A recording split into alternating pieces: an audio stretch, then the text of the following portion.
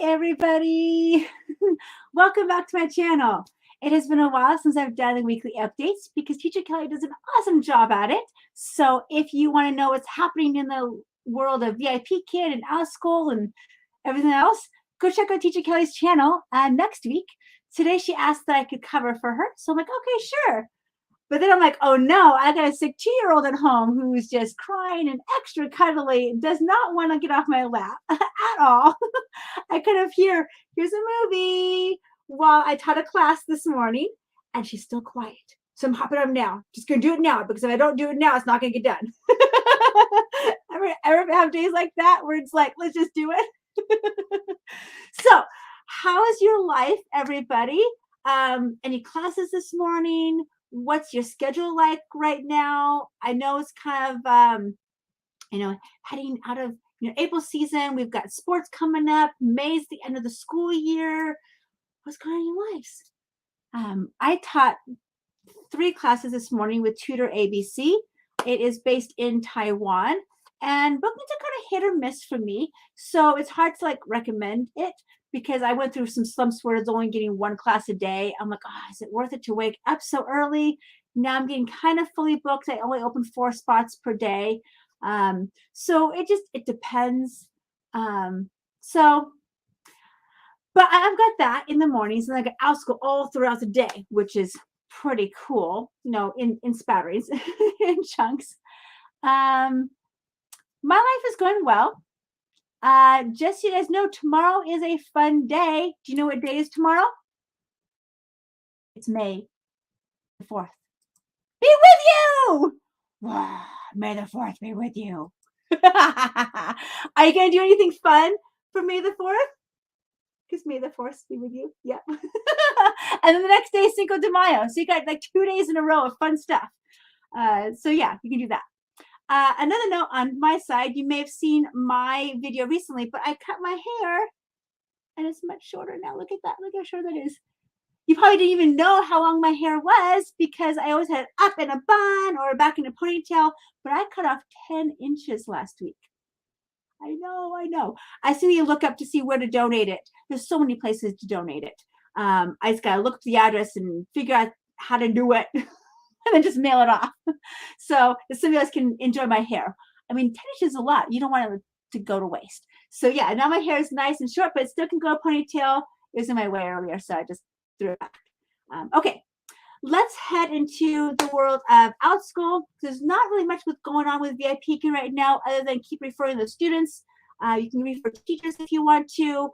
Bookings are starting to go up just a little bit, but they're not where they need to be yet, or where it was in the heyday. So it's coming. It's coming. So let's head over to Outschool. There was one email that came out this past week, and it's the math email. Ooh, all the stats and quotes and figures that are really cool to look at. I like these kind of things because it kind of helps me know where to teach, what to teach, etc. Okay, so let's share the screen. Ta-da! We do the marketplace insights. Outschool summer forecast. What's hot this year? Okay, so if you're planning for summer, here's some ideas to keep in mind as you're planning. Summer vacation in the Northern Hemisphere is right around the corner, and families typically begin signing up for summer camps and classes in mid-May. Are you ready? Woo! And I know Southern Hemisphere, you guys are getting ready for winter. So enjoy all the summer stuff while you're enjoying snow, I guess. Since we teach worldwide, we'll have people who are like, oh yeah, it's snowing today. Oh yeah, I'm at the beach in my swimsuit. So you get everybody, which is kind of cool. So view the summer trends. Let's take a peek over here and see what kind of summer camps and popular searches that we have here. I'm just going to kind of skim through a little bit of here because there's a lot, but there are ways that you can do family summer camps, which is like week-long camps, which are cool that you can do. You could do 101, ongoing, one-time classes, but they say do like a multi-day class. I'm going to clear this. Teacher Appreciation Week is this week, by the way. Did you guys know that? Teacher Appreciation Week. What are you guys going to do for your teachers? Do you have kids that are going into school right now that you have to give gifts to teachers? You don't have to, but you want to. Or are you a teacher, and what gifts have been the best that you've ever received? I've had some really good ones, and then I've had some ones that are like, not so good.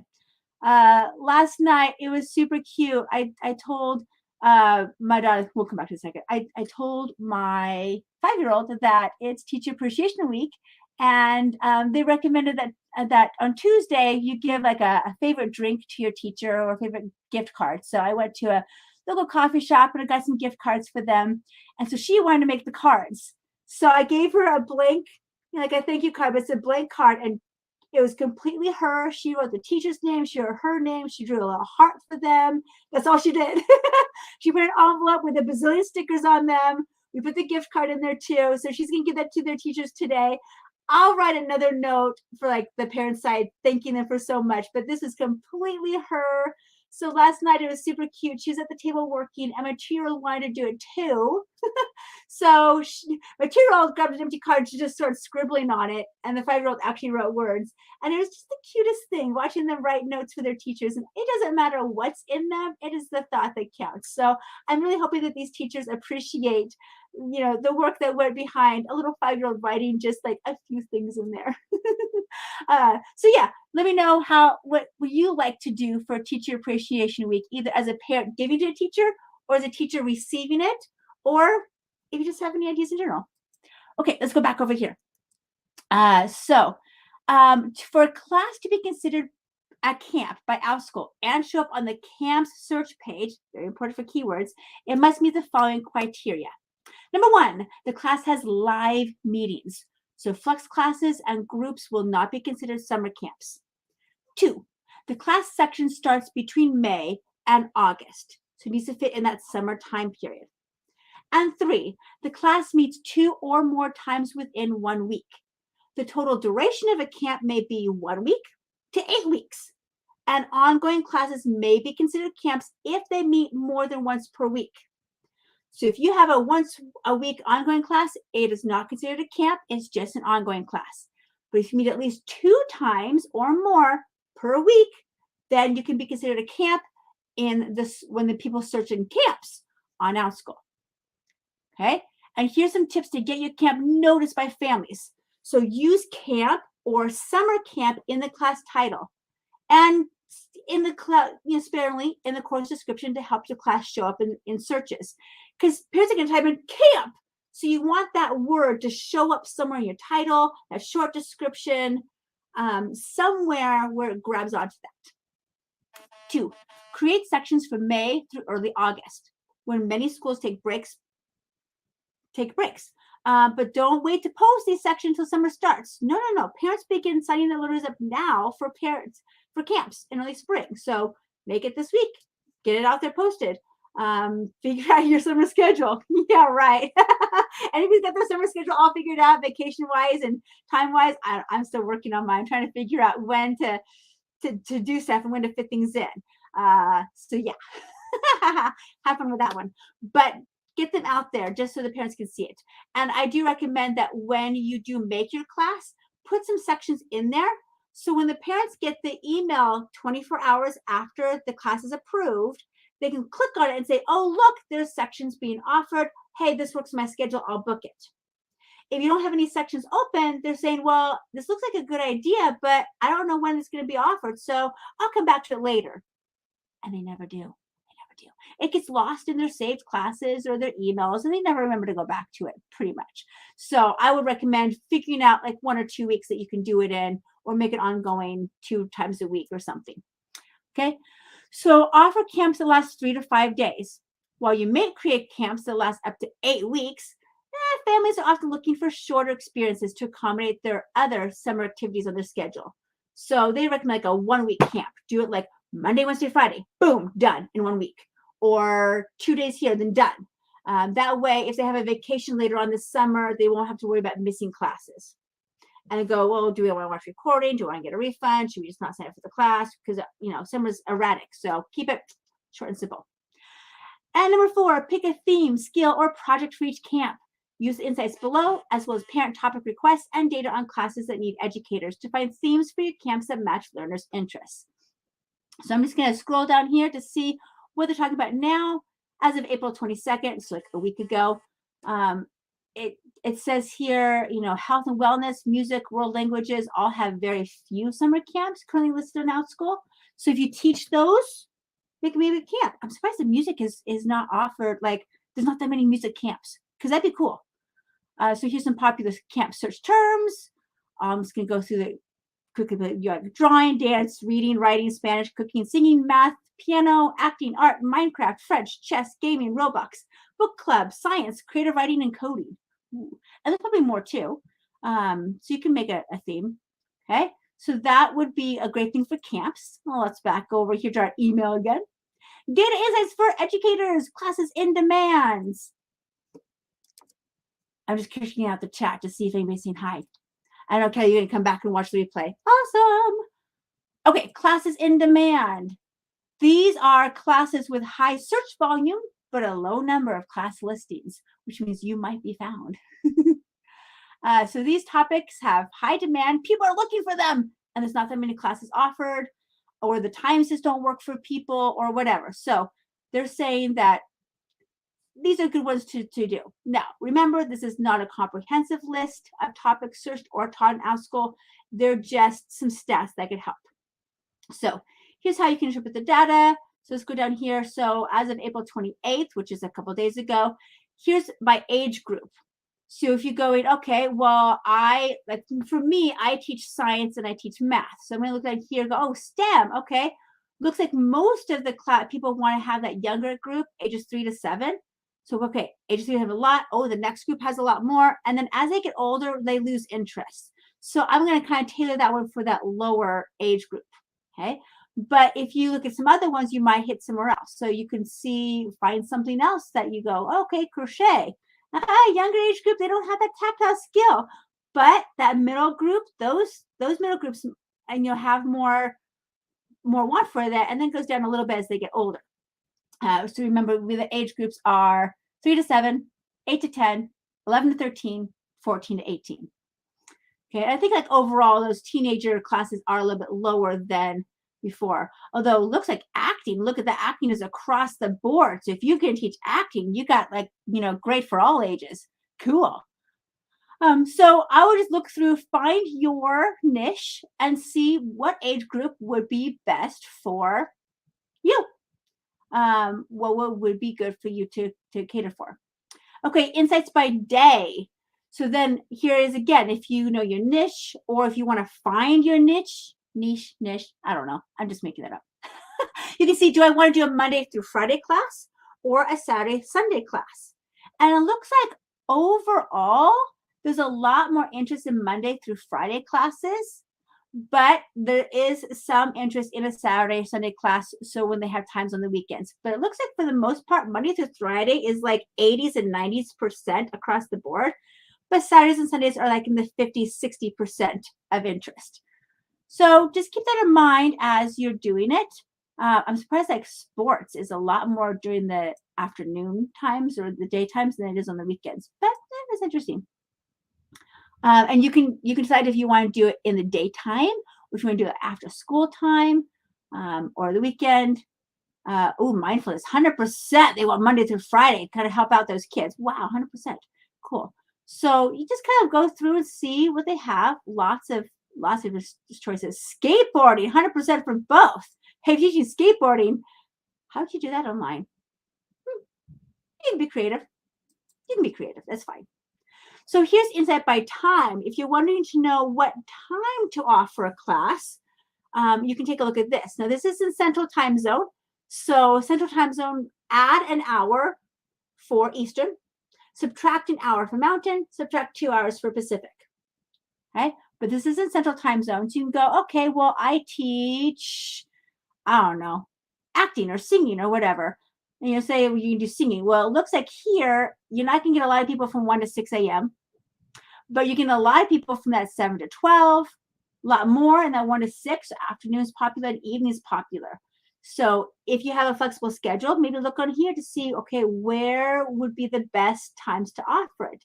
I teach STEM. So for me, my best times would be the afternoon, evening, a little bit in the morning too. but not super early morning, because the super early morning is like the international students, the 1 to 6 a.m. for Central. That's like when we're all sleeping. But you get some international people there too. Looks like summer camps, they want mostly in the afternoons and evenings as well.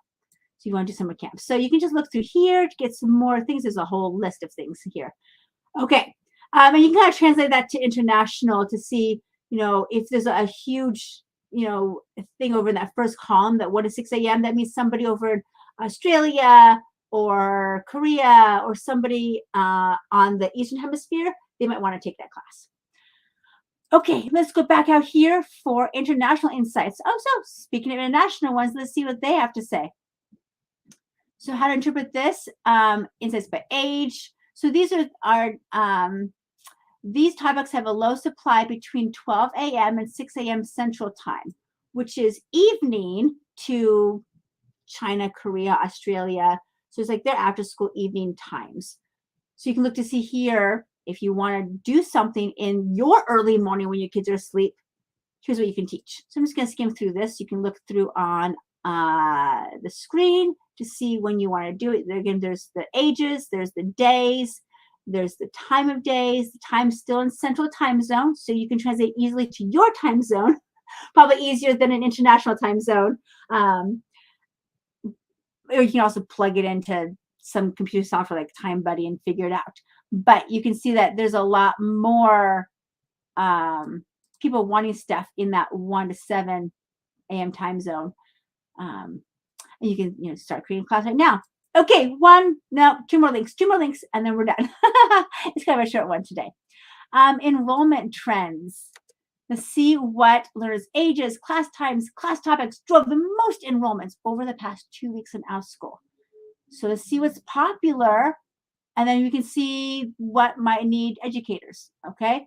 So if you look at your subject here, you got art, coding, tech, English, health, wellness, life skills, math, music, science and nature, social studies, world languages. Those are your main subjects. Here are the top ages of kids who want to take that class. And here's the best time of day to teach that class. Now, this is in Pacific Standard Time, so translate that to Mountain, Central, Eastern as needed.